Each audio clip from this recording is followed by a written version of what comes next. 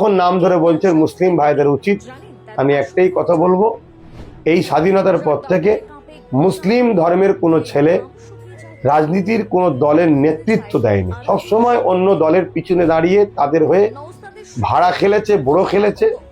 তাই মুসলিম ধর্মের ঘরের একটা ছেলে যখন নওশাদ সিদ্দিকী, এবং সেই মুসলমানদের জন্য রাজনীতি করছে না, দেশ ও দেশবাসীর জন্য করছে, সর্বধর্মের মানুষের তার পাশে সাথ দেওয়া দরকার, বিশেষ করে মুসলিম সম্প্রদায়ের মানুষের ভাবা দরকার। সে অকাব নিয়ে লড়ছে, সর্বধর্মের মানুষের চাওয়া পাওয়া নিয়ে লড়ছে। তাই তার পাশে দাঁড়িয়ে একটা মুসলিম ধর্মের ঘরের ছেলে আজকে রাজনীতিতে এগিয়ে আসছে, তাকে আরো শক্তিশালী করা। কেন স্বাধীন হয়েছে, দেশ সবার কথা বলে, দেশের সংবিধান সবার কথা বলে, কিন্তু একটা মুসলিম ঘরের ছেলে কোনো দলের নেতৃত্ব দিয়ে এগিয়ে আসবে, এটা কেউ কোনোদিন করেনি আর করতে দেয়নি। সেই জায়গায় পশ্চিমবাংলার বিষয়ে বলছি, নওশাদের পাশে দাঁড়িয়ে তাকে আরো এগিয়ে যাতে যেতে পারে তার জন্য সহযোগিতা করা দরকার।